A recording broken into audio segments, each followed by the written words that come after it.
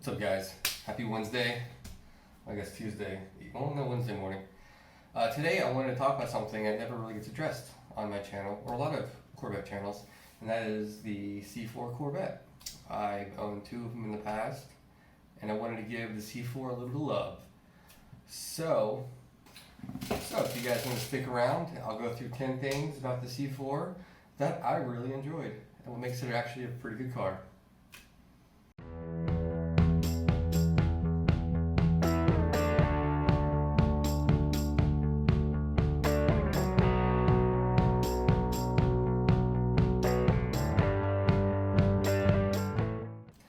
Number one is the side profile of the C4. I've always really liked it. Even as a kid, I remember seeing it. It looks like a missile. Those lines, I just thought it was, wow, so rad. It looked so quick just standing still. When I was little, I didn't really know too much about cars. I would commonly mistake a Corvette C4 as like a Ferrari or a Lamborghini, not knowing any better, you know. But I always really enjoyed the side profile of a C4. Even today when I see one, I really enjoy the side profile. It looks really neat. And the rear end's pretty cool too. I do like the ladder upgrade they did from 91 to 96. I think it looks a little better. That's just my opinion though. Number two, the interior, believe it or not, on my 95. I had a 95 and an 85. I had a yellow 95 black interior and a 85 burgundy with black interior. Now the 84 to 89, I think, or 90 interior was kind of, okay, it was extremely 80s. Very digital, blocky, all business. It was what it was. It was cool, I guess, and technology, cool, and it served a purpose, but they kind of refined it by 90, and I really enjoyed the interior on my 95. And I'm gonna say this, I actually like the interior on the 95 better than my current C5 Z06.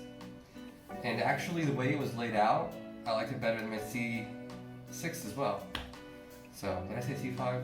But yeah, my C4 interior 95, I liked it a lot. It was very intuitive.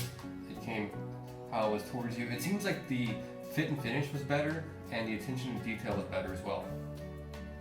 I really liked it. And the door handles are actually metal, and that was nice. Number three, the F1 style front suspension. When you open that clamshell hood, it made the entire car look a lot more expensive than it was. Even today, there's no comparison. The C5, 6, 7. When a C4 hood is open, it looks so gnarly. The engine is so exposed. The way the upper lower control arms and the tie rod end connects to the wheel, it just looks so exotic. It looks so cool. I do like that. It's pretty cool. Number four, the pop-up headlights. They pop up, but they did like a 180, if you will. It was kind of neat. The C5 just kind of goes, but the C4 would just kind of flip all the way around. And they didn't bounce like my C5 does going down the road. They were a lot more sturdy, and I liked that. It was pretty cool.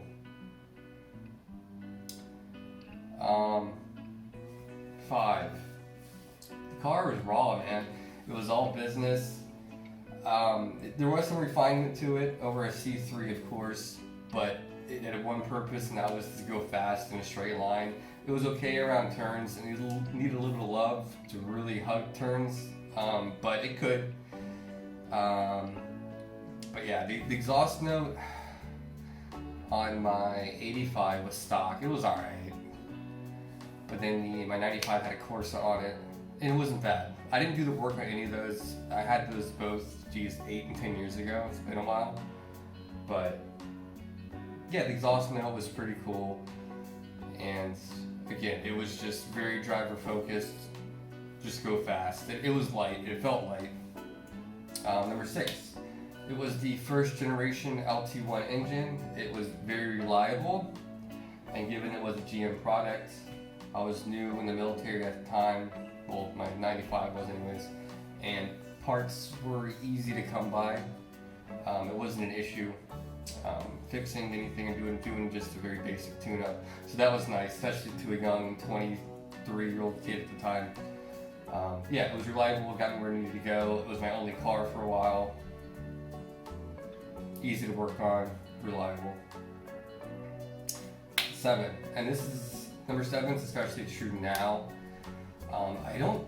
You don't see them as often as you do. I see C5, C6s everywhere, C3s everywhere. I don't see a lot of C4s, which is kind of cool. It makes them a little more rare. I know they made a lot of them. I don't know the exact production numbers, but there was a lot made, and I think it was the longest Corvette run from 84 to 96. 12 years? Yeah, it was long. No, the Stingray C3 was longer, but they made a lot of the damn things, and the last few years I haven't seen too many, which is kind of neat. It makes it a little more exclusive, so that's kind of cool. Number 8, and this one has a caveat to it, and that is the removable top. To me at the time, it was the first time I had any sort of removable top that wasn't just a T-top, and that was cool. However, just know, if you buy a C4, they're not nearly as structurally sound as a C5 and up is, and when you take that top off, this thing would shake and shimmy so bad, especially on an uneven road surface or above 55 with the wind behind you. The whole mirror would shake, and it was just not a great experience. But if you didn't care, nah.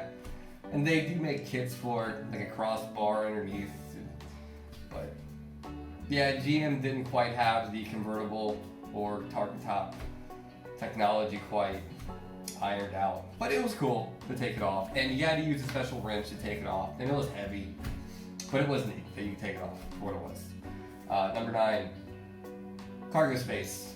Just like with the C5, C6, C7, and even the C8, it was very practical. Even though it has 2 seats, you could fit a lot in it.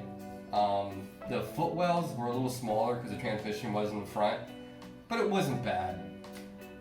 You had plenty of space in the back, and the trunk opened, unlike the first half of the C3. So you had plenty of room. Yeah, you could not move a whole house or something, but yeah, groceries or picking up random odds and ends and running errands, you could do just fine.